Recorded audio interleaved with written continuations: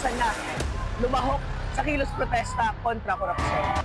Nakakagalit na patuloy tayong kinukurakot ng mga kongresista at mga senador, no? At kontraktor din. Kasi ako bilang commuter, alam ko yung danas ng konting ulan lang bumabaha na sa mga dinadaanan ko. We're calling for our fellow students to also stand up to join us here or however they can to show how we are against corruption. Bumaha ng protesta sa ilang bahagi ng Metro Manila. The younger generation taking a stand against corruption. Mula UP Diliman hanggang sa Senado, umugong ang pagkondena sa paglustay umano ng pondo. Meron ding nagmarcha sa Mendiola, iba't ibang grupo pero iisang panawagan. Panagutin ang mga nagsabwatan. Magandang gabi, ako po si Pinky Webb. Ako naman si Willard Cheng. At ako si Corina Sanchez Rojas. Sa mga kaibigan naming Cebuano, maayong gabi. Simulan na natin ang agenda. Libo-libong estudyante ng UP nag-walk out para kondenahin ang korupsyon. Senado kinalampag din ng mga ralista. Exclusive, kumpanyang pagmamayari ni Congressman Romeo Momo. Nakasungkit daw ng higit 1 bilyong pisong mga proyekto sa Caraga. LA Labor Attaché na anak ni Candaba Mayor Rene Maglangke pina-recall para humarap sa investigasyon. Senate Blue Ribbon probe sa flood control scandal, hindi raw ihihinto sa kabila ng Independent Commission. Pero pagdinig ng House Infrastructure Committee, posibleng suspindihin. Murder suspect at dating Congressman Arnie Teves pinayagang magpiyansa ng korte pero hindi papalalayain. Bakit kaya? At isa pang resibo, Heart Evangelista, second biggest buyer daw ng YSL sa buong mundo.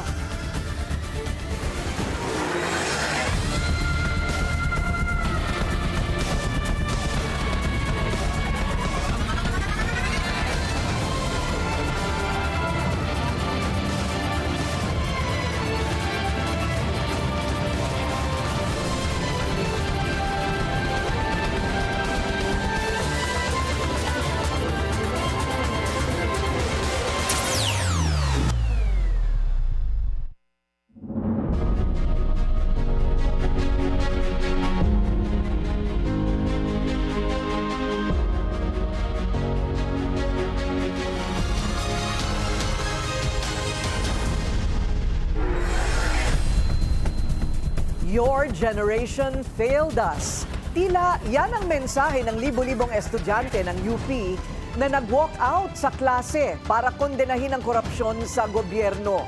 At hindi pa raw dito natatapos ang kanilang laban dahil oras na para marinig daw ang boses ng Gen Z. Yan ang agenda report ni Lyja Bonzo, live nag-uulat mula sa UP Diliman. Lyja, sa ngayon, kumusta na ang sitwasyon? Corina, binahanga ng protesta ang UP Diliman sa pangunguna ng mga kabataan na galit sa flood control scandal. Anila, panahon na para panagutin ang mga namulsa sa mga pondo na para sana sa mga pampublikong pamantasan.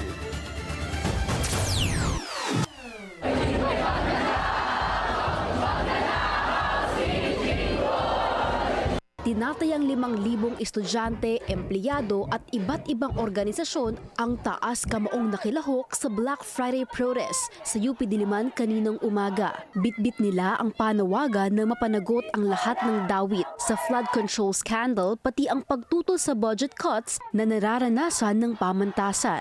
Nananawagan ang mga eskwelahan ng bayan na tama na, sobra na, wakasan na, lumahok sa kilos protesta kontra korupsyon. Sa gitna ng umano'y korupsyon sa gobyerno, hiling ng mga estudyante na maglaan naman ng dagdag na budget para sa basic student services maging sa pagpapagawa ng mga luma at sira-sirang silid-aralan. Lahat yan ay mag-iisang dekada lang nakatenga at hindi nagagamit ng mga estudyante dahil sa kabagalan ng DPWH sa pagpapagawa sa kanya. At sa susunod na fiscal year, nandyan pa ang UP system ay kumakaharap sa 21 billion na budget deficit mula sa 48 billion na nire-request. Nagsimula ang pagkilos sa mga lokal na kolehiyo ng UP at saka nagtipon sa Palma Hall.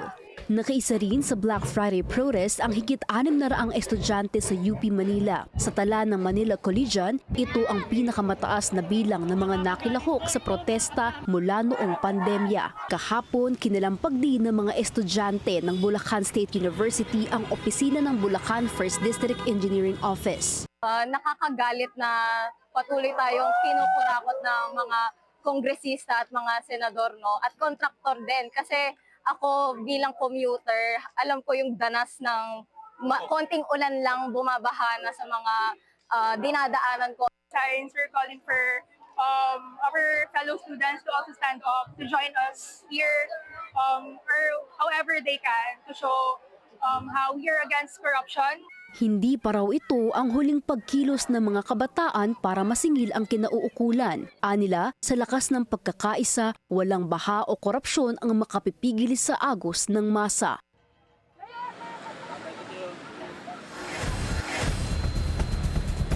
Corina, kanina bago bumagsak ang ulan, nasa Palma Hall pa rin ang mga nagpoprotesta. At natapos ang programa sa paghihikayat ng mga student leaders na sumama sa Billion People March September 21. Balik sa iyo, Corina. So itong Billion People March ay green and go na talaga sa September 21. Kumbaga parang pasilip pa lamang ito, Lydia.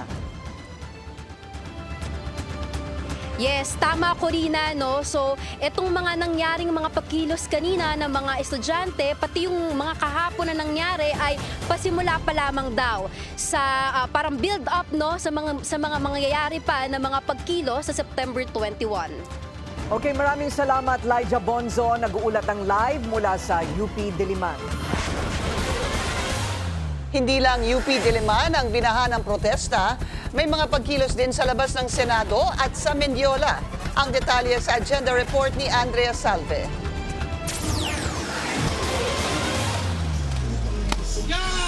Pinagbabato ng itlog at pinagsisipa ng grupong Bunyog ang tarpaulin na may larawan ni Senators Jinggoy Estrada at Joel Villanueva sa labas ng Senado kaninang umaga. Ikinasa nila ang maikling programa para kondinahin ang mga pangalang dawit sa flood control scandal, kabilang na ang 2 senador. Warm up pa lang daw ito para sa mas malaki at malawakang pagkilos sa September 21 kasabay ng anibersaryo ng martial law. Galit na ang taong bayan. Galit na ang mga Pilipino na naghihirap. Lubog sa baha, lubog yan sa kahirapan. Bilyon-bilyon ang nasa mesa ng DPWH. Bilyon-bilyon ang transaksyon ng mga senador. Bilyon-bilyon ang transaksyon ng mga congressman na uuwi sa kanilang bulsa. Sa Mendiola naman tumungo ang People Power Coalition para iprotesta ang anilay korupsyon at sabwatan sa pamahalaan. Bit-bit din nila ang wish para sa darating na kaarawan ni Pangulong Bongbong Marcos bukas, September 13. Pangunahin nilang panawagan ang pagpapababa sa presyo ng kuryente.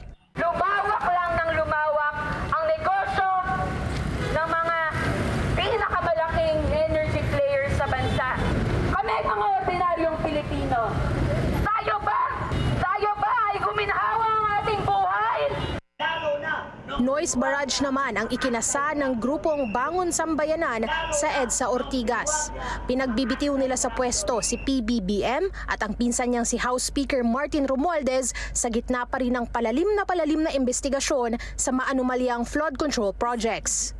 Para sa agenda, Andrea Salve, Billionaire News Channel. At sa gitna ng mga kilos protesta na ito ay makakausap natin ngayon si David San Juan, ang convener ng Taong Bayan Ayaw sa Magnanakaw at Abusado Network Alliance, ang haba ng pangalan. O kaya Tama Na. Ay, thank you very much sa inyong oras. Convener, David po ba or David? David na lang po. David, ayan. David, alam mo, nalilito kami pagka nag-uusap-usap kami kung ano ba talagang ipinoprotesta. Sa dami ng problema natin, sa dami ng sunod-sunod na mga issue, may nagsasabing EJK o kaya sa Kongreso, sa kontratista, sa senador. Ano ba talaga ang ipinoprotesta? Magandang gabi po muna sa inyong lahat at sa ating mga tagapanood no, sa BNC. Siyempre, ang una nating panawagan, ang mga kurakot dapat managot. Ang pondo sa serbisyo publiko ay dapat ilaan sa halip na sa korap na politiko. So yun ang ating focus sa September 21, no? Yung pagpapanagot sa mga kurakot. Kaya kasama rin sa ating kahilingan, buksan nila yung kanilang mga statement of assets and liabilities, isa publiko nila para makita talaga sino ang may itinatago. Bank secrecy waiver, pirmahan nila para malaman natin sino ang mayroong mga nasuhulan talaga, no, na sinasabi ng mga kontratista na nasuhulan. At dapat may full transparency sa lahat ng government bidding and contracts. Gusto nating ipagpatuloy ang mga malalimang investigasyon sa isyong ito. Siyempre gusto natin may makasuhan at yung magiging guilty ay dapat ikulong. Kasuhan at ikulong yung mga guilty. So, siyempre, yan yung mga short term, medium term. No? Sa pangmatagalan, siyempre, panawagan din natin na wakasan na ang pangibabaw ng mga political dynasty sa ating politika kasi parang ginagawa na nilang negosyo itong pondo ng gobyerno na dapat para sa serbisyo publiko. So, ilan lamang yan sa mga pangunahin na mga concerns at issues ng ating mamamayan na gusto nating bitbitin sa September 21, alas 9 sa Luneta. May mga nagtatanong din, David, pasintabi lang, alam mo naman, real talk lang, ano? Sabi nila, sino ba itong mga nasa likod ng September 21? O ito ba'y magiging iba't ibang grupo? Mayroong panig kay Ginoong Duterte, mayroong tinatawag nilang Pinklawan, meron namang mga reformistang bago, merong kaliwa. Ano itong komposisyon na ito sa September 21? Mayroon po kaming unity statement na napagkasunduan ng 2 days ago na isinulat. Mahigit 50 individual po mula sa iba't ibang organisasyon at alyansa, samahan ang nag-participate no, doon sa isang recent meeting na yon. At napagkasunduan noon na lahat ay i-welcome sa Luneta September 21 alas 9 basta ang pupunta ay anti-corruption, gusto ng good governance, gusto na magbago na ang Pilipinas, welcome lahat. Pero syempre alam natin, ayaw natin doon sa mga tao na ang pagsandig ay nasa iilang politiko lamang. No? So pagka ang iniidolo ay isang politiko, nako, duda na tayo agad sa gusto nilang mangyari kasi yun nga, di ba, mga politiko yung akusahan ng korupsyon. So kapag may mga pupunta roon na ang isisigaw ay pangalan ng isang politiko na sinasamba nila or pinapanginoon nila, ay sa tingin ko ay hindi Yun hindi na yung natin halata. sila makakasama. Yun na yung halata. Pero Yes. paano mapipigilan kaya yon? Infiltration, could even be violence. Paano kaya ito mapipigilan? Ang plano namin dyan ay magpupulong yung mga komite no, na naka-assign sa program, sa marshals. No? Usually meron naman tayong ganyang mga komite na magtitiyak sa kaayusan ng programa. May inaayos sa programa, iba't ibang mga artists, marami na nag-volunteer na pupunta. At pagkatapos, syempre sa marshals, no, talagang inyong mahalaga, bago naman yung pulong pa ng mga marshals, syempre ililista rin natin at ipapaabot sa publiko kung ano yung mga dapat at hindi dapat na mangyari sa ating isasagawang kilos protesta. So definitely ay babantayan natin ang ating mga kasamahan. Ibig sabihin ay titiyakin natin na kung ano lang yung layunin ng ating protesta, ng ating pagtitipon, yung pagbibigay diin sa issues, sa ating mga concerns bilang mga mamamayan, yun ang gusto natin mangyari. So magfo-focus tayo doon sa ating mga panawagan, doon sa gusto natin mangyari, di ba, na mawakasan na yung korupsyon para yung mga flood control projects ay talagang gumana na. At more than flood control projects, iba, ang gusto natin yung mga proyekto na talagang makare-resolve permanently sa baha. So yung issue ng extreme climate change, etc., ganyan. So hinggil doon sa mga iba't ibang grupo, ang formal na pag-aanunsyo ng iba't ibang grupong nagmo-mobilize, nag-oorganisa, sumusuporta at nananawagan ng suporta para sa Luneta sa September 21 ay i-anunsyo sa isang joint press conference no, sa September 15 sa bandang Quezon City ang press conference sa ito. So doon i-anunsyo yung kung sino-sino ang mga kasamang grupo dito at may kopya rin ng joint statement o unity statement ng iba't ibang grupo at individual na sumusuporta ang isa sa publiko natin soon. Yan. Okay, so ano ang rota, Dr. David? Ano ang rota ng... May marcha ba bago magsama-sama sa Luneta? Ang plano po namin ay ganito, yung iba't ibang grupo, halimbawa, yung iba gusto magsisimba muna sila sa Quiapo or sa mga malapit na simbahan.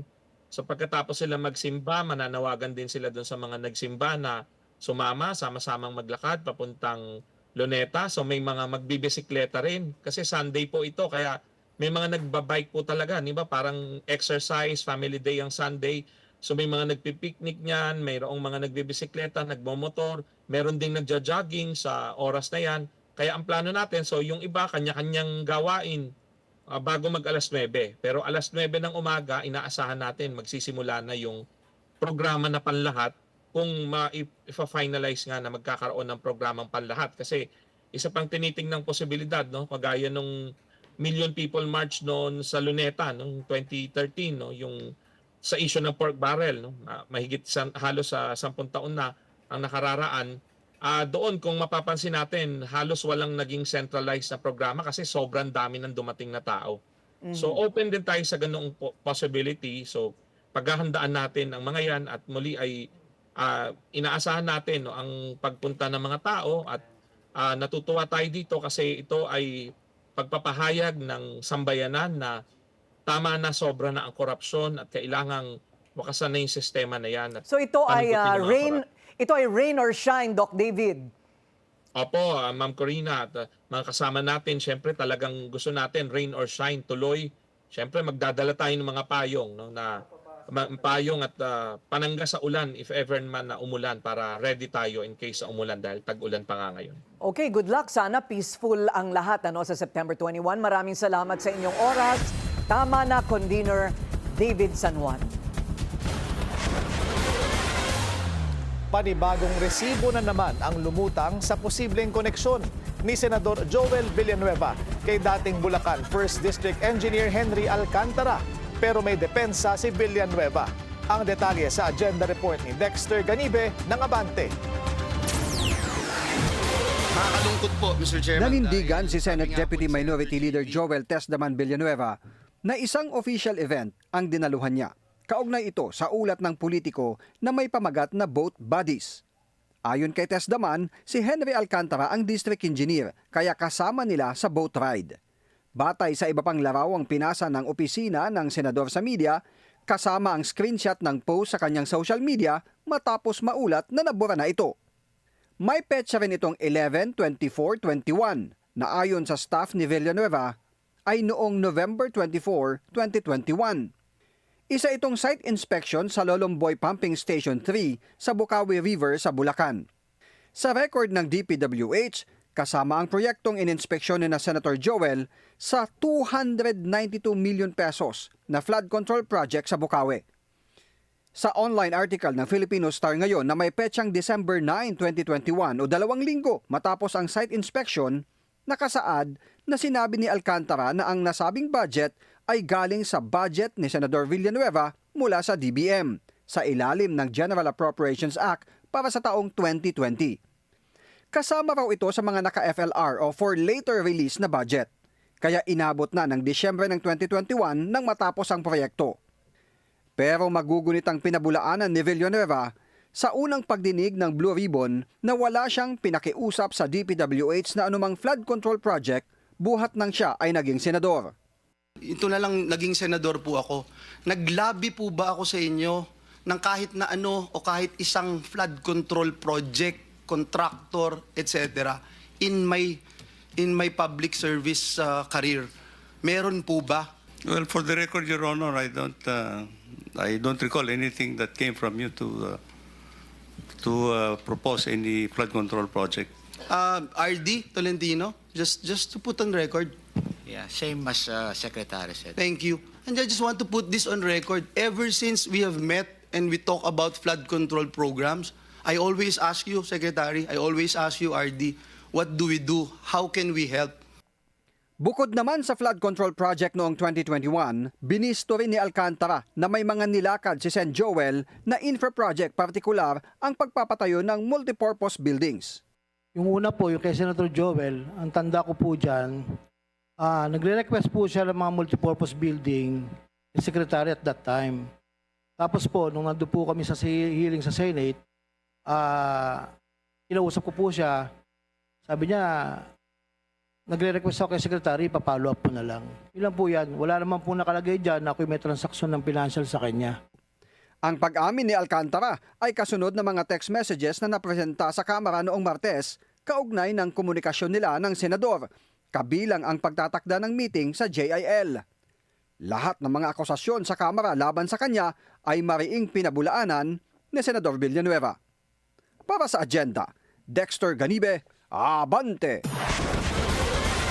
Tuloy ang crackdown. 3 pang kontraktor ang nakatakdang kasuhan ni DPWH Secretary Vince Dizon sa Ombudsman. Kaugnay pa rin ang flood control scandal. Ang detalye sa agenda report ni Joash Malimban. Nakatakdang bumalik sa Ombudsman sa susunod na linggo si DPWH Secretary Vince Dizon para opisyal na sampahan ng reklamo ang SunWest Incorporated, St. Timothy Construction Corporation at ang Elite General Contractor and Development Corporation. Sangkot umano ang 3 kumpanya sa mga maanumalyang flood control projects sa Oriental Mindoro. Pagmamayari ng mga diskaya ang St. Timothy at Elite General.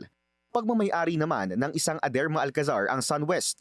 Pero matatandaan na una nang nalink ang kumpanya kay Ako Bicol Party List Representative Zaldico. Ayon kasi sa mga dokumento ng Securities and Exchange Commission, si Ko at ang kanyang mga kapatid ang founders ng SunWest. Ang ipapile natin unang kaso, yung substandard na project na pinakita ni Governor Dulor. 3 po ang contractor doon. 7 packages po ata yun sa aking pagkakaagap, no? 5 package ay SunWest ang contractor. At isang package ay St. Timothy at isang package ay Elite. Ayon kay Secretary Dizon, may ilang mga proyekto sa Mindoro na hindi dumaan sa tamang proseso tulad ng pagkuha ng building permit.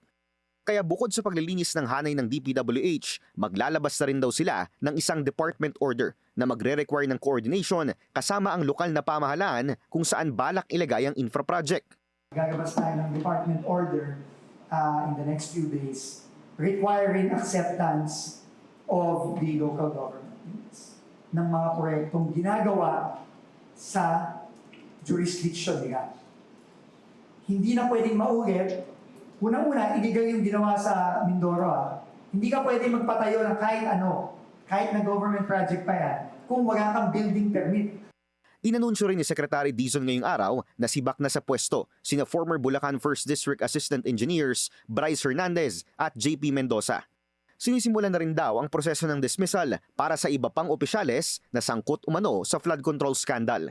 Pagdating sa contractors, blacklisted na ang Wawaw Builders at Sims Construction Trading. Ongoing naman ang blacklisting process para sa lahat ng Discaya-linked firms. Para sa agenda, Joash Malimban, Billionaire News Channel.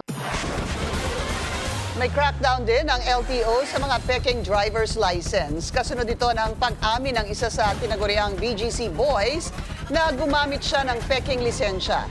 Narito ang agenda report ni Paulo Barcelon.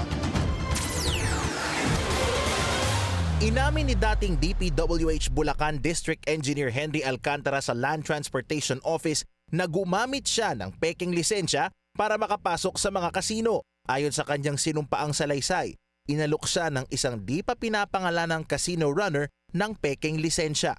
Si Henry Alcantara naman, ang sinasabi niya na itong ID na to ay binigay lang daw sa kanya. Hindi siya ang nagpagawa ng fake ID. Pero inaamin naman niya na nagamit yon para makapasok sa casino. Hindi sumipot si Alcantara sa kanyang hearing sana ngayong araw at tanging abogado lamang niya ang humarap sa LTO. We will give him all the opportunity to do so by naming the person kung sino nagbigay sa kanya. Diba? Para mapatawag rin namin yung taong yon para magbigay patunay or i-deny yung sinasabi ni Mr. Alcantara. Nauna na ring isiniwalat ni Senate President Pro Tempore Panfilo Lacson ang tinaguriang BGC Boys na sina Alcantara, Bryce Hernandez, JP Mendoza, RJ Domasig at Edric San Diego na tila high roller sa mga kasino ang mga naturang personalidad sa flood control scandal. Habang umamin si Alcantara, itinanggi naman ni Hernandez, Domasig, Mendoza at San Diego na gumamit sila ng pekeng lisensya. Dahil raw sa mga pangyayari, plano na ng LTO na pag-aralan kung paano mas madaling mabeberipika ang pagiging lehitimo ng mga driver's license, kabilang ang posibilidad na baguhin na ang disenyo nito. Samantala, nakikipag-ugnayan na rin daw ang LTO sa Bureau of Customs para maberipika kung totoong rehistrado ang luxury vehicles ng mag-asawang Curly at Sara Diskaya. Sinisilip kasi ngayon ng ahensya ang 30 sa 47 sasakyang pag-aari ng tinaguriang King and Queen ng flood control projects, kung kumpleto at totoo ba ang mga dokumento ng kanilang mga sasakyan. All 4 documents ay kompleto nung rinihistro ito mga sasakyan sa amin. Yung certificate of payment ng BOC, electronically transmitted po yan sa LTO. Kaya nga ang aming gawin sa utos ni Secretary Lopez, makipag-ugnayan po kami sa Bureau of Customs para magpa-show, compare notes kami, no? Sa September 17 naman nakatakda ang susunod na hearing ng BGC Boys sa LTO. Matapos nito, sisilipin na ng ahensya kung mapapatindi pa ang parusang 90-day preventive suspension sa kanilang lisensya. Para sa Agenda, Paulo Barcelon, Billionario News Channel. Sa Estados Unidos, may $100,000 reward ang FBI para sa impormasyon na makakatulong sa pag-aresto sa pumatay kay Charlie Kirk. Binaril ng sniper ang influential conservative activist at known Trump ally sa isang university event sa Utah. Nagsasalita siya tungkol sa gun violence at mass shootings nang tamaan ng bala sa leeg. Sa CCTV footage na nilabas ng FBI, makikita ang suspected gunman na tumalon mula sa bubong ng gusali at naglakad papalabas ng campus. Naglabas na rin ang mga otoridad ng karagdagang larawan ng isang person of interest. We have 20 federal, state, and local law enforcement partners that are working shoulder to shoulder to find the person who committed this horrific crime. We've been working with our attorneys, getting everything that we need, affidavits ready, so that we can pursue the death penalty in this case, and that will happen here in the state of Utah. Nakisimpat siya ang ilang lokal na personalidad sa pagkamatay ni Charlie Kirk. Lubhang nalulungkot daw ang media practitioner at author na si Anthony Pangilinan. Anya, Kirk is one you could always argue with but could not ignore. Ang multimedia star na si Tony Gonzaga nagrepost ng mga dating pahayag ni Kirk tungkol sa Bible at kay Jesus. Ibinahagi naman ni Matteo Guidicelli ang video ni Kirk kung saan tinatalakay nito ang kahalagahan ng pagkakaroon ng self-control. Kabilang din sa mga nakiramay sina Jada, Enrique Hill, Hayden Ko at Cheska Garcia Kramer. Presyo ng produktong petrolyo tataas na naman. Susunod yan sa Agenda.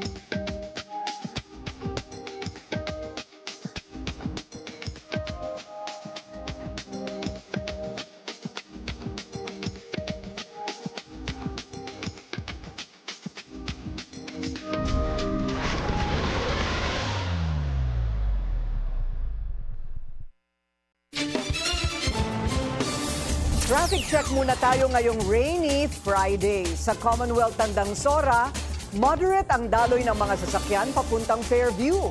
Light naman ang kabilang lane.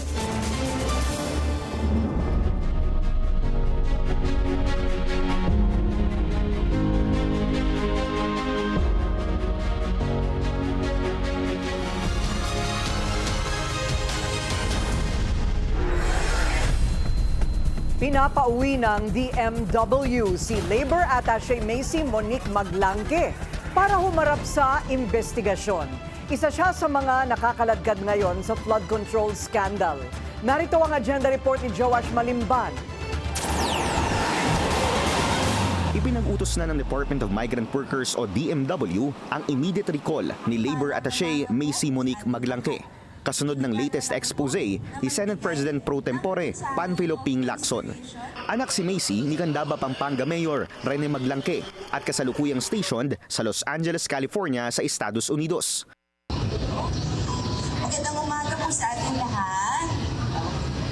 Siguro nagtataka po kayo kung bakit pumasok po kanina nakasalamin. Nung Lunes po kasi, dumating po ako dito sa Pilipinas nung Saturday ba yun, Friday. Galing po akong US, doon po kasi ako na-assign sa Los Angeles, California. Sa isang privilege speech, inilahad ni Senator Lacson na nakapangalan sa mga anak ni Mayor Maglangke, former DPWH Secretary Manuel Bonoan at former DPWH Undersecretary Roberto Bernardo ang MBB Global Properties. Ang kumpanyang ito ang may hawak sa 5 billion peso Wyndham Garden Hotel sa Clark, Pampanga. Ang tatlong personalidad dawit sa flood control scandal. Macy Monique Maglangke, President. Sunshine M. Bernardo, Corporate Secretary. Fatima Gay B. Bonoan de la Cruz, Treasurer. Kayo na po ang mag-connect ng dots.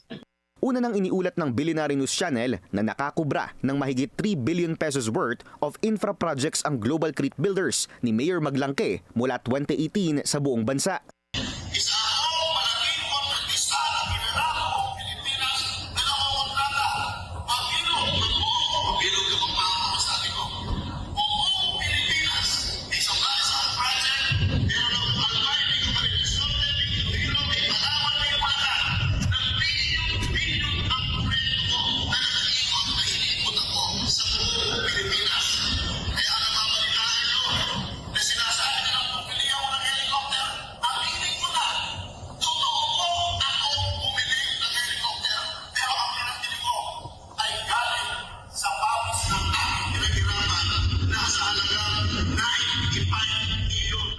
Kasalukuyang nasa immigration watch list sina Bonoan, Bernardo at Mayor Maglangke, pati ang mga anak nitong pinangalanan ni Senator Lacson. Para sa agenda, Joash Malimban, Billionaire News Channel. Sa gitna ng pagkakadawit sa ilang mambabatas, desidido si Senador Panfilo Ping Lacson na kalkalin kung sino ang utak ng flood control scandal. Itutuloy daw nila ang investigasyon kahit pa mayroon ng independent commission. Narito ang agenda report ng Dexter Ganibe ng Abante. Nanindigan si Senate President Pro Tempore Panfilo Lacson na hindi titigil ang Blue Ribbon Committee para sisirin ang malalim ng pagbaha ng flood control scandal.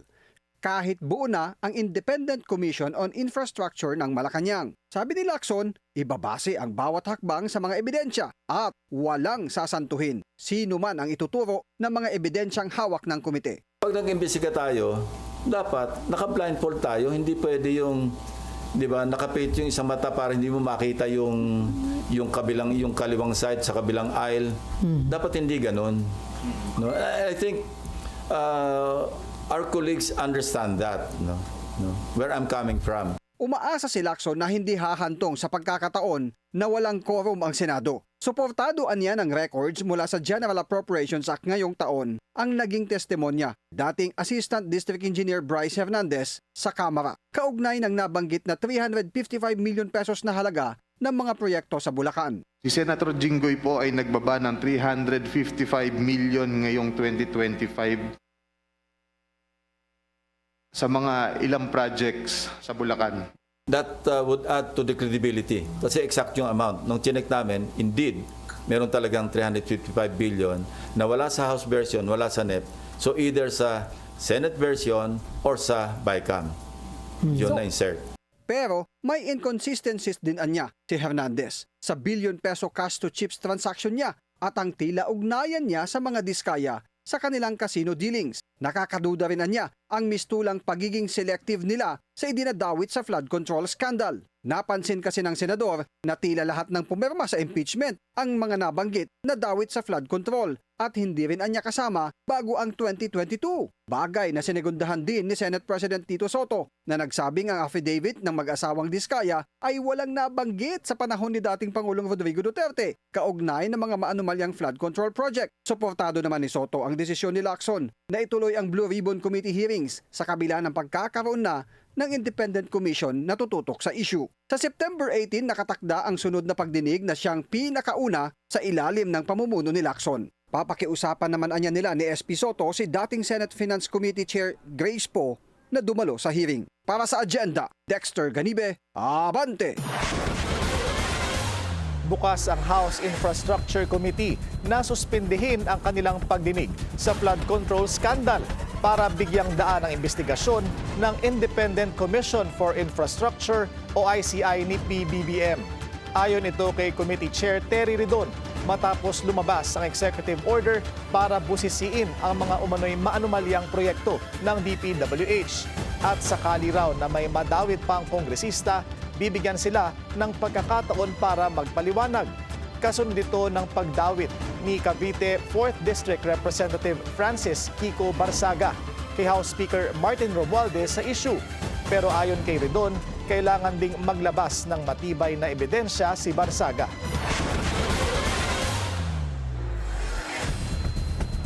Hindi bilib sa binuong Independent Commission para imbestigahan ang flood control scam ang dalawang nag-imbestiga sa ill-gotten wealth ng pamilya Marcos. Punto ni dating Presidential Commission on Good Government Commissioner Ruben Carranza, hindi lang sa kredibilidad ng mga bubuo ng komisyon masusukat ang independence ng isang independent commission, kundi sa kredibilidad ng mismong Pangulo na mag-a-appoint ng mga miyembro nito. Hindi pa kasi anya inaamin o isinasauli ng Pangulo at ng kanyang pamilya ang napakinabangang ill-gotten wealth. Kabilang dito ang yaman na nakuha sa 15% kickback na kinubra ng kanyang ama na si Pangulong Ferdinand Marcos Sr. sa mga flood control projects din noong panahon ng diktadura. Kabilang na ang mula sa mga Japanese contractors, gaya ng pinatotoo noon sa isang testimonya ng Public Works Secretary ni Marcos Sr. na si Baltasar Aquino. Nasa pagitan ng $5 to $10 billion ang tinatayang kabuuang nakulimbat ni Marcos Sr. at mga cronies nito sa loob ng 20 years, habang nasa $3 billion pa lang ang na-recover ng PCGG as of 2022. So kung gusto niyang magpakita ng akbang para paniwalaan siya, na seryoso siya, no? At totoo yung sinasabi niya na lalabanan niya yung corruption sa flood control, siguro ang unang-unang kaya niyang gawin na walang tututol, no?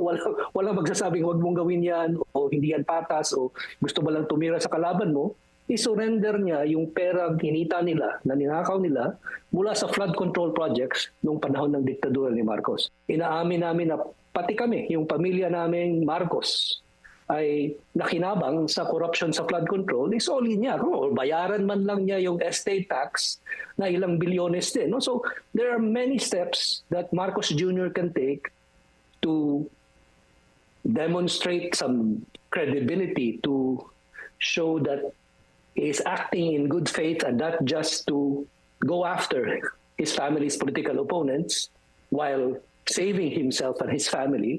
Ganito rin ang pananaw ni JC Punong Bayan, ekonomista at nagsulat ng librong False Nostalgia na nagdokumento sa ilang Marcos myths. Ayon sa libro, patunay ang ruling ng Korte Suprema na may ill-gotten wealth ang pamilya Marcos, kabilang ang multi-million-dollar Swiss bank deposits na na-forfeit in favor of the Filipino people.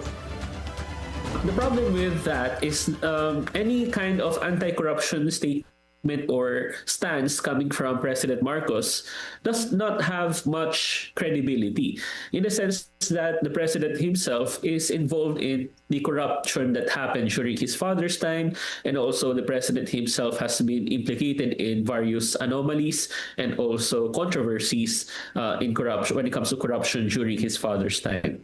So in other words, the president must come clean first before any anti-corruption effort on his part can have any credibility. Hindi rin malinaw kung magiging matagumpay ang binuong komisyon base sa kinahinatnan ng ilang nagdaang komisyon.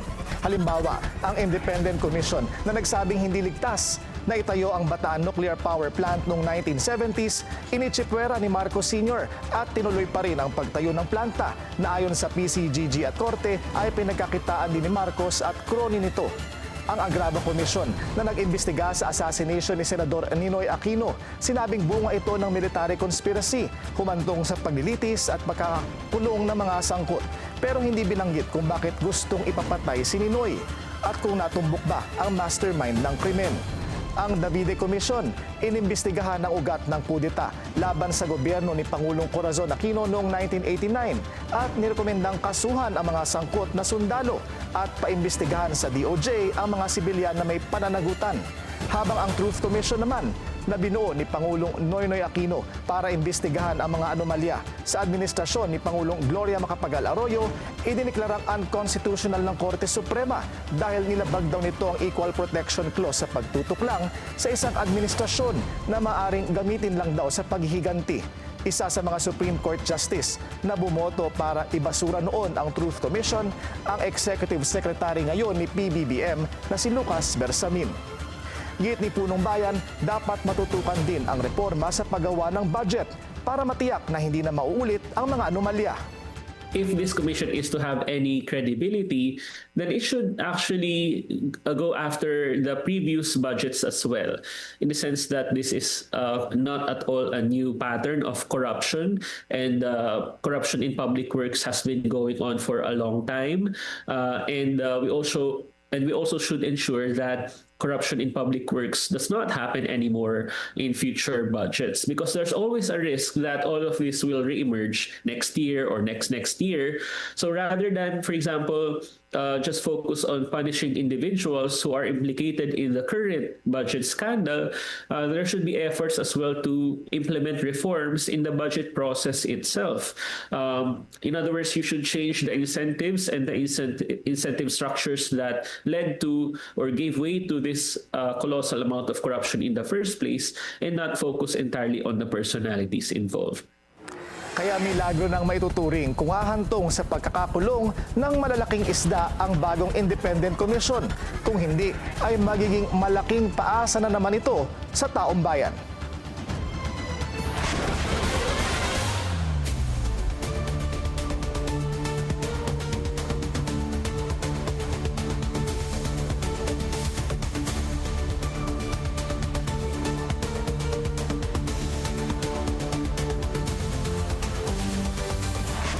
Bad news para sa ating mga motorista. Tataas na naman ang presyo ng produktong petrolyo sa susunod na linggo.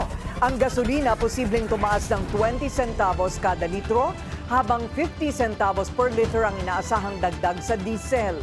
Wala namang inaasahang paggalaw sa presyo ng kerosene. Ayon sa Energy Department, ang pagbaba ng oil production at geopolitical tensions ang ilan sa dahilan ng price hike.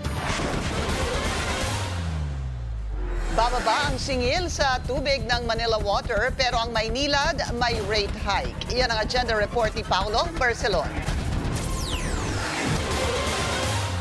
Dagdag bawas sa presyo ng tubig ang sasalubong sa mga consumer pagdating ng last quarter ng 2025. Simula October 1, ang Maynilad magtataas ng singil. Para sa mga pamilyang kumukonsumo ng 20 cubic meters kada buwan, asahan ng dagdag na 1 peso and 53 centavos sa bill. Ibig sabihin, mula 682 pesos, aabot na ang buwanang bill ninyo sa 684 pesos. Pero ang Manila Water may pamasko sa mga customer nito. Bababa ng 1 peso and 79 centavos ang singil nito sa residential customers na kumukonsumo ng 20 cubic meters. Ibig sabihin, mula 562 pesos, nasa 560 pesos na lang ang babayaran nilang buwan ng water bill. Ayon kay MWSS Chief Regulator Patrick T, bunga ito ng mas malakas na piso kontra dolyar nitong third quarter. Lumakas din daw ang piso laban sa yen.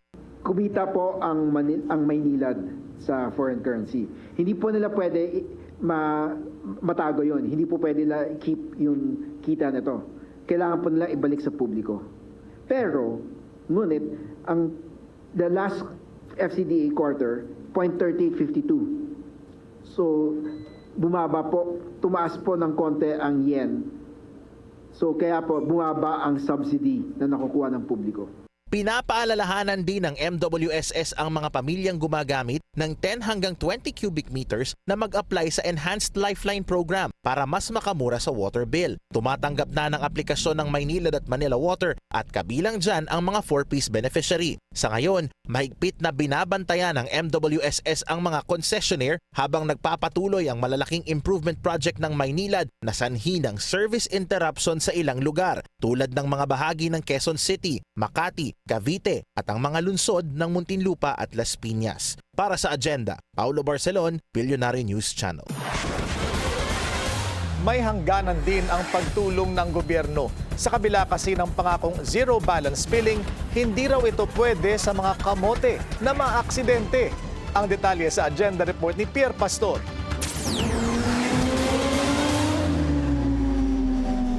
Exempted sa zero balance billing policy ang kamote riders na posibleng masangkot sa aksidente o disgrasya. Sa datos ng DOH, may kabuang 5,083 road traffic injuries mula sa online National Electronic Injury Surveillance data. 3,382 dito ang kinasasangkutan ng motorsiklo at ang 3,197 sa kanila ay hindi raw naka-helmet. 205 naman dito ay nakainom ng alak at 38 ang namatay. Bagamat pangako ni PBBM ang ZBB sa kanyang ika-4 na SONA, may babala si Health Secretary Ted Herbosa. If you are admitted because you were not wearing a helmet, you're not wearing a seatbelt, you were drinking, you are not now disqualified from the zero balance. Tinatayang nasa 13,000 ang namamatay sa road crash injuries taon-taon at kabataan ang kadalasang biktima. If we do not act, we will end up with a population that's either died on the road or permanently disabled. Ayon naman sa Move as One Coalition, whole-of-society approach ang kailangan para maresolba ang problema. Dahil bukod sa motorista, factors din ang mga daan, sasakyan at batas trapiko. Importante rin yung mga regulations that we have for licensing, for penalties. Lahat na ito, this is what creates what we call yung safe system approach. Kasama rin dyan yung post-crash response. These make a system that will prevent deaths from road crashes. Social and economic problem ang dala ng road crash injuries and death.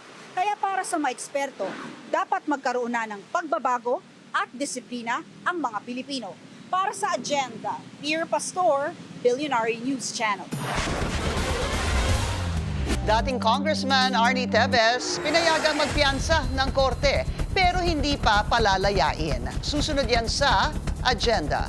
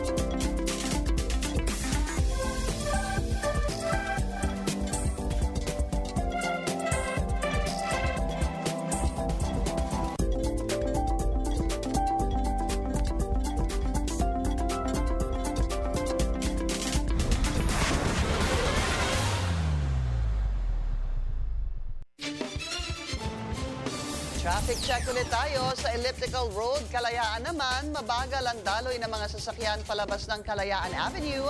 Light to moderate naman ang kabilang lane. Pinayagan ng korte na magpiyansa si dating Negros Oriental Representative Arnulfo Arnie Teves Jr. sa kanyang 2019 murder case. Pero sabi ng kanyang kampo, hindi pa siya palalayain dahil sa iba pang nakabinbin na kaso kasama ang Degamo murder. Si Teves ang itinuturong mastermind sa pagpatay sa kanyang political rival na si Negros Oriental Governor Roel Degamo at siyam na iba pa noong 2023. Naghain ng motion for reconsideration si Senator Amy Marcos sa Office of the Ombudsman laban sa isang joint resolution na nagbabasura sa kaso ni Justice Secretary Boying Remulla. Isa si Remulla sa nag-a-apply para sa posisyon ng Ombudsman. Pero bago umusad ang kanyang application, kailangan niya munang patunayan na wala siyang hinaharap na reklamo. Ayon kay Senator Amy, mananatiling pending ang kaso ni Remulla dahil sa isinumite niyang MR alinsunod sa rules ng Office of the Ombudsman. Naharap si Remulla at 6 na iba pa sa patong-patong na reklamo kaugnay ng pag-aresto at pagsuko kay dating Pangulong Rodrigo Duterte sa ICC. Sipag ang naging binhi ng 17 agrarian reform beneficiaries. Kaya't nagbunga ang kanilang pagsisikap ng isang pagkilala. Yan ang agenda report ni Ivy Reyes.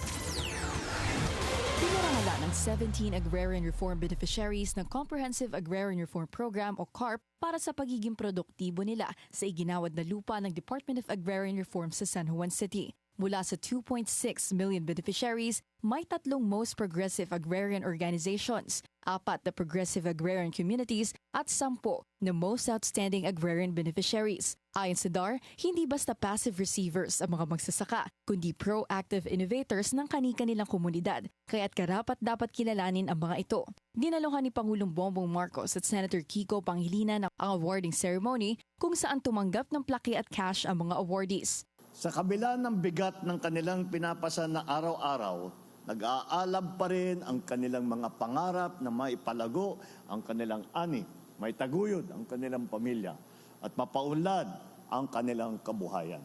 Sila mismo ang nagsisilbing patunay na ang pagsisikap walang pangarap na hindi kayang abutin. Ito ang diwa ng Gawad Agraryo. Pagkikilala sa galing ng ating mga magsasaka at pagbibigay sana ng inspirasyon para sa iba pang nagnanais sumunod sa kanilang yapak. Itinatag ang Gawad Agraryo bilang inspirasyon sa mga magsasaka na tuparin ang kanilang mga adhikain sa pamamagitan ng pagkilala sa mga beneficiaries na nagpapakita ng kahusayan sa paggamit ng kanilang lupa. Ang 17 awardees ng Gawad Agraryo 2025 umabot mula Bulacan hanggang Zamboanga del Sur. Layunin ng pagkilalang ito ang pataasin ang maturity rating at social mobilization ng mga magsasaka sa iba't ibang parte ng Pilipinas. Para sa agenda, Ivy Reyes, Billionaire News Channel. Binuksan ni PBBM ang Malacanang sa publiko ngayong araw bilang early celebration sa kanyang 68th birthday bukas September 13. Mainit na sinalubong ang Pangulo ng kanyang mga anak at taga-suporta sa Kalayaan Grounds. Umarkila ang first family ng choir, mga food stall at iba pang attractions para sa mga dumalo sa taunang salo-salo sa palasyo. Tinaguri ang Nepo Babies, rumesbak sa online bashers. Susunod yan sa agenda.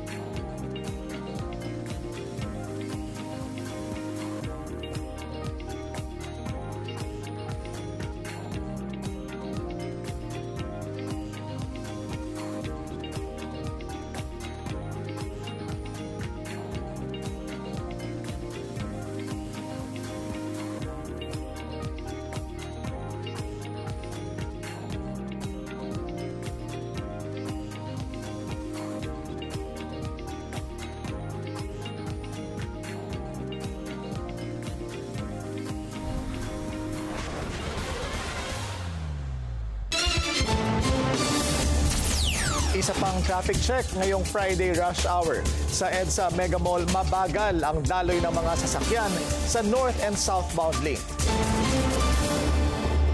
Sa patuloy na investigasyon sa flood control scandal, nasisilip ang posibleng conflict of interest ng ilang politikong may kaugnayan sa mga kontraktor.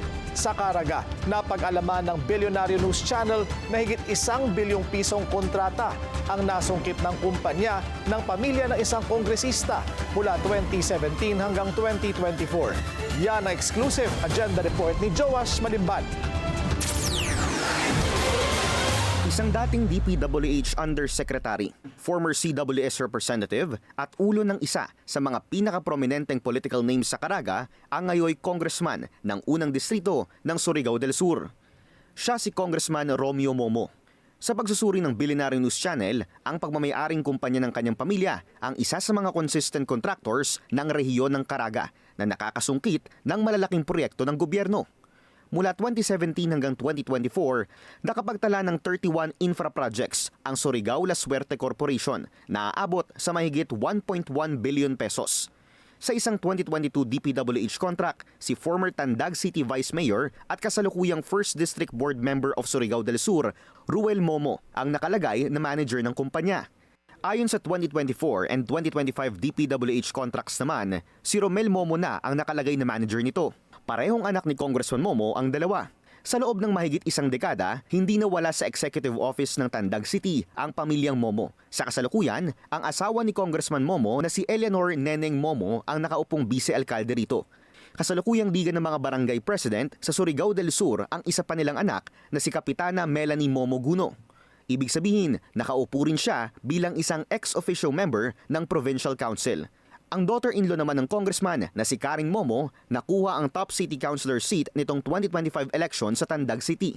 Una nang sinabi ni election lawyer Alberto Agra na hindi naman masama ang pagiging isang politikong kontraktor as long as hindi ginagamit ang posisyon para makakuha ng mga kontrata sa pamahalaan. Sa isang press con ngayong araw, sinabi ni Secretary Vince Dizon na kasabay ng paglilinis ng hanay ng DPWH, handa rin silang magsampa ng reklamo sa ombudsman. Oras na mapatunayang may paglabag sa mga batas kaugnay ng conflict of interest ang ilang politician contractors. Kung saan tayo dadagin ng ebidensya, doon tayo pupunta. Hintayin na lang po natin. Sa pagsusuri ng Billionaire News Channel, nakuha ng Surigao La Suerte Corporation ang pinakamalalaking halaga ng kontrata nito nang maupo bilang congressman si Momo noong 2022. From 103 million peso contracts noong 2021, lumobo ito sa 197 million pesos noong sumunod na taon. Walang kontrata na nakuha ang kumpanya noong 2023 sa Caraga, pero pagputok ng 2024, nakasungkit sila ng 449 million peso worth of DPWH contracts na ipinatupad naman ng Region 13 Engineering Office. Sinusubukan pa ng Billionaire News Channel na kunin ang panig ng pamilyang Momo. Para sa agenda, Joash Malimban, Billionaire News Channel.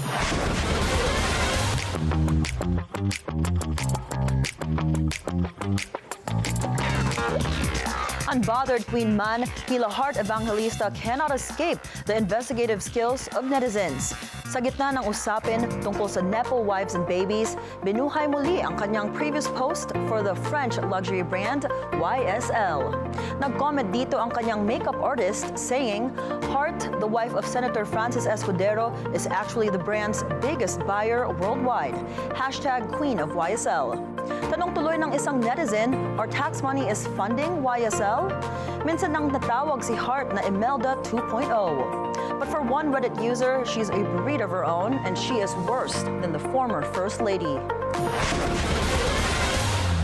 Ang ibang socialites bothered na raw din sa alleged widespread corruption in government. But at an event Thursday, they stress how important it is to have hope in such a difficult time. At a time when headlines are dominated by corruption scandals and growing unrest around the world, last night offered a rare escape. A chance to bask, even just for a while, in artistry, craftsmanship, and beauty. Nagsanib puwersa ang Diagold at celebrated designer na si Kerry Santiago for a couture gala at Shangri-La The Fort.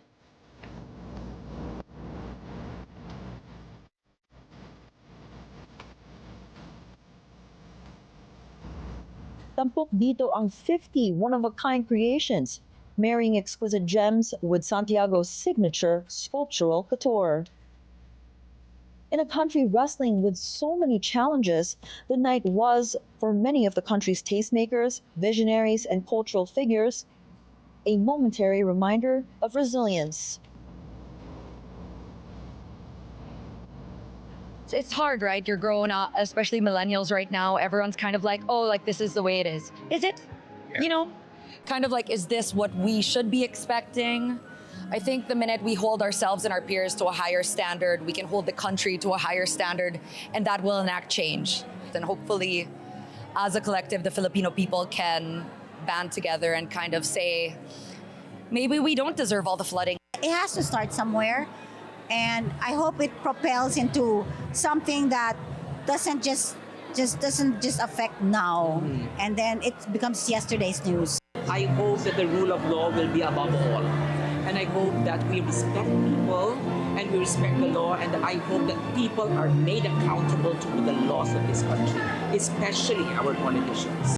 They share the same sentiment that while we cannot turn away from the crisis we face, mahalaga pa rin ang pag-celebrate ng Filipino excellence as an act of pride and a source of hope.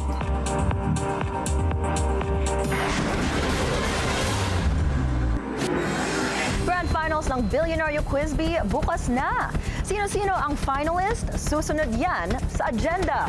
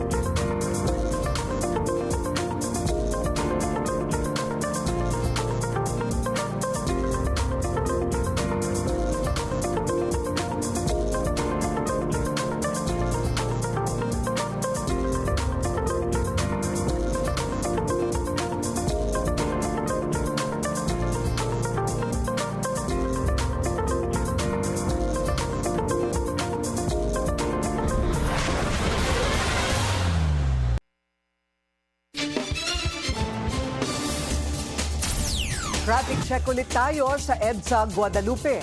Mabilis ang daloy ng mga sasakyan sa northbound lane. Moderate naman ang southbound lane. On edge pa rin na ang ilang residente ng Forbes Park dahil sa ikinasang mga protesta kontra korupsyon. Bukas, pangamba nila sila'y madadamay. Ang isa pang exclusive village sa Makati, naka-alerto rin. Yan ang agenda report ni Andrea Salve, live nag-uulat mula sa may San Antonio Church sa Makati. Andrea, ano na ang latest? Corina, pinaigting na ng Dasmariñas Village dito sa Makati ang kanilang security measures dahil sa mga posibleng rally o mobilisasyon sa susunod na mga araw. Hindi raw red alert pero naka-full alert na ang DVA. Yan ang pagtitiyak ni DVA President Jose Cochinyan III sa lahat ng homeowners. Anya, hindi raw sila takot sa boses ng demokrasya at handa silang akapin ito. Pero robust security measures na raw ang kanilang ipinatutupad na bahagi ng pag-iingat sa kanilang komunidad sa tulong ng Security and Traffic Committee. Nakipag-ugnayan na rin daw sila sa PNP. Handa ang DVA kaya maaari lang daw na ituloy ng homeowners ang kanilang mga plano ngayong weekend. Tiwala raw ang kanilang komunidad sa sambayan ng Pilipino na kanilang mga kapatid sa demokrasya at panawagan ng accountability. Nakausap naman namin ang Makati City PNP. Katuwang ang National Capital Region Police Office at Southern Police District, handa raw silang tumugon sa sinumang mangangailangan kaya walang dapat na ipangamba ang mga residente ng Makati. Corina, maliban sa traffic dahil Biyernes ngayon, tahimik naman ang sitwasyon sa parehong Forbes Park at Dasmariñas Village. Namataan din namin ang ilang police personnel na ginagawa ang kanilang regular na pagroronda dito sa Makati. Balik sa'yo, Corina. Okay, meron din akong mga kilalang sasama sa protesta na taga Forbes at saka ng Dasmariñas Village. So, sana lang peaceful, Andrea? Maraming salamat, Andrea Salve, live mula sa may San Antonio Church sa Makati. Ginugunita sa Estados Unidos ang ika-24 na anibersaryo ng malagim na 9/11 attacks. Nagtipon sa One World Trade Center ang pamilya ng mga biktima para alalahanin ang kanilang mga kaanak. Halos 3,000 ang nasawi noong September 11, 2001 nang atakihin ng mga terorista ang Twin Towers ng New York World Trade Center at Pentagon. Hanggang ngayon, hindi pa rin daw nawawala ang sakit para sa mga nawala ng mahal sa buhay. It never goes away. It stays every day, every day. I work here, and I come and I see my cousin, knowing that he is still here. He was never found. My cousin Ruben, he was a firefighter for Engine 74. He was in the Marriott, evacuating the Marriott, when the South Tower came down and killed them. And he was never found. So his spirit is here in Ground Zero. I wish they wouldn't show the videos over and over again, because then it just brings back memories again. Because this whole week they've been showing videos on the Facebook and YouTube, and with the plane crash in it. But it's a touching moment, because if you didn't lose someone that you love there, it wouldn't hurt you as much. But when you lose a friend and a family member in the same building, it's touching. And every time I come, I get deep and emotional every time I come.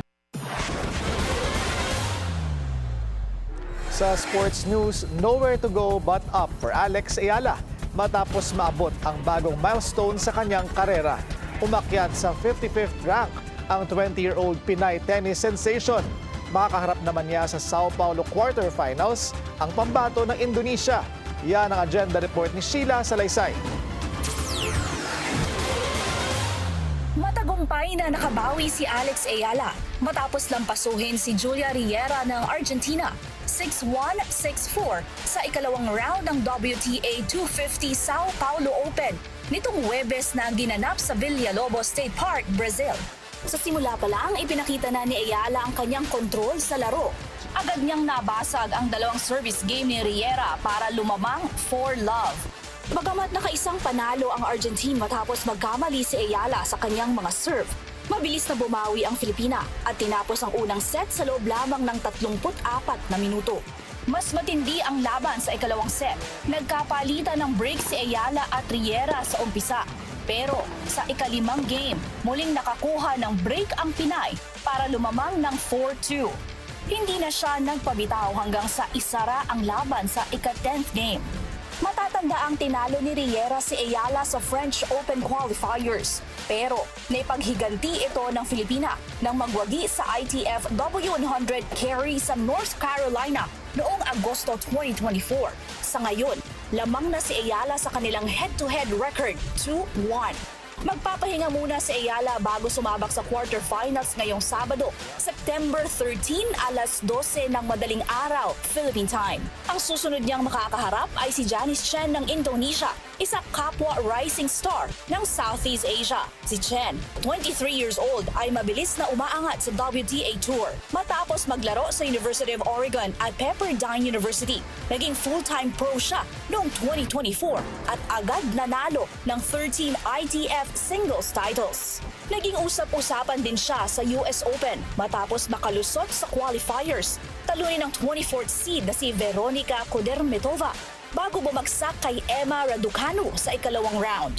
Ngayon, hawak niya ang career high ranking na world number 130. Bukod sa laban sa Sao Paulo, posible ring muling magtagpo sina Ayala at Chen sa darating na 2025 SEA Games ngayong Disyembre bilang kinatawan ng kani-kanilang bansa.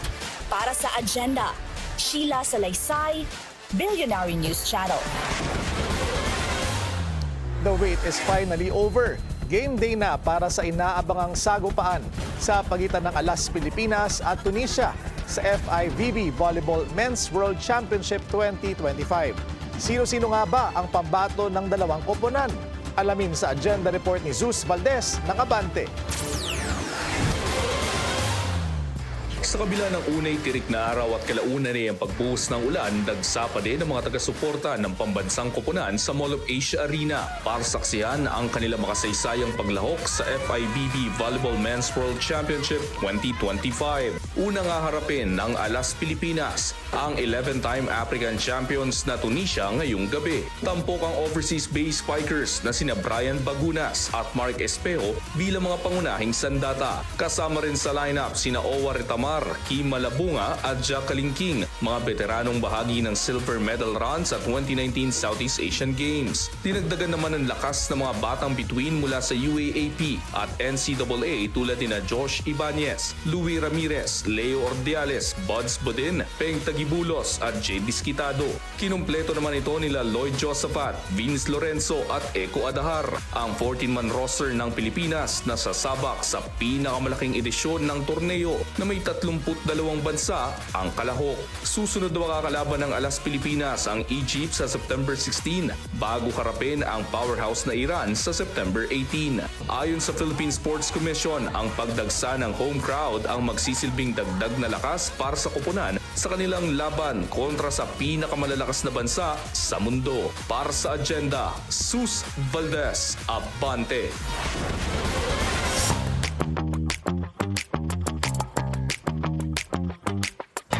3 contestants, 1 ultimate prize. The stage is set for the grand finals of the ultimate battle of the brains. Sino-sino ang posibleng maging first champion ng Billionario Quiz Bee? Get to know them in this report.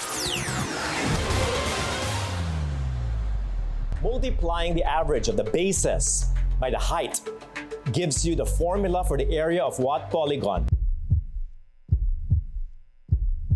Kailan ang huling beses na kinabahan? Neil. Rectangular prism. At nakisabay ka sa pagsagot sa isang local TV quiz show? The answer is the trapezium or trapezoid. Okay? Ito ang Billionario Quiz Bee, isang competition ng talino, bilis, at diskarte. Hello again and welcome back to Billionario Quiz Bee. Mas malaki, 1,000 pesos. mas intense, at mas exciting. Mula sa 27 na sumubok, 3 na lang ang natitira. I'm Chris Alvarado, a student from UP Diliman, BS Mechanical Engineering. And isa ako sa mga finalists ng Billionario Quiz Bee. Hi, I'm Ian Kirtland Dicho, a grand finalist of Billionario Quiz Bee Season 1. Hi, so I'm Neil Dominic De Jesus. I'm the 3rd and final finalist for the Billionario Quiz Bee Grand Finals. Next question. 3 finalists, isang competition. At ang premyo, 1 million pesos. Right exactly at a time. 32. In case I win it, and I really hope I do, first thing is I'm gonna give, or the network's gonna give the 20% to the government. So there's the tax that exists there. Well, truth be told, that money's going for my very own survival. Because there are a few health issues that I need to get checked out and I want to help my family and well, I just want to live a day without worrying what to eat, or if I'm gonna eat or not. Back in Davao, nagre-rent pa yung family ko sa housing nila. So definitely mapupunta sa housing, ayun, para magka-permanent sila na residence. Isa-spoil ko mga friends ko dito sa campus. Ayun, i-share yung blessings ko all in all.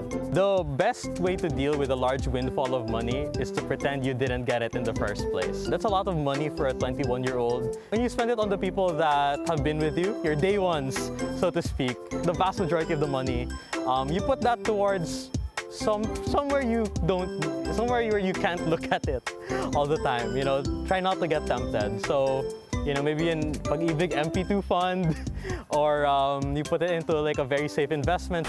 1 million is a big amount of money po eh. Like, if I started working right now, I wouldn't get 1 million in a year. So like, that's a good amount of money. Pero higit pa sa 1 milyon na premyo, dala rin nila ang kanilang diskarte. para maging kauna-unahang champion ng Bilyonaryo Quiz Bee College Edition. For learning, Gabby? Encyclopedia. Yes, it is encyclopedia. 3,000 points for you. Bawat isa ay may kanya-kanyang winning strategy mula sa presence of mind, tamang timing, hanggang sa never give up attitude. I think that I'm the type of person who's incredibly competitive. So it's like whenever I'm in a competition, I give my 101%. Mantra sa Grand Finals, do my best. Do my best na lang. Chill lang. Nothing too crazy. Kahit may 1 million pesos on the line, enjoy the competition itself. Just be there. Just don't mind any other external factors. Don't mind how the public is going to perceive you. Just fight. You're in a competition and like you should enjoy the competition. It feels really good to exercise your mind. I'm Chris Alvarado, your first finalist ready to win 1 million pesos. I'm Neil Dominic De Jesus, and I'm ready to become your first Bilyonaryo Quiz Bee champion. Hi, I'm Ryan Kurt Landicho, a grand finalist of Bilyonaryo Quiz Bee Season 1. I'm inviting you to watch our grand finals episode. It's gonna be an interesting mix of intelligence, speed, wits, and a little bit of luck. Coming soon on Bilyonaryo News Channel. Who will be crowned the very first Quiz Bee millionaire? Alamin sa grand finals ng Bilyonaryo Quiz Bee bukas, Sabado, 8 p.m.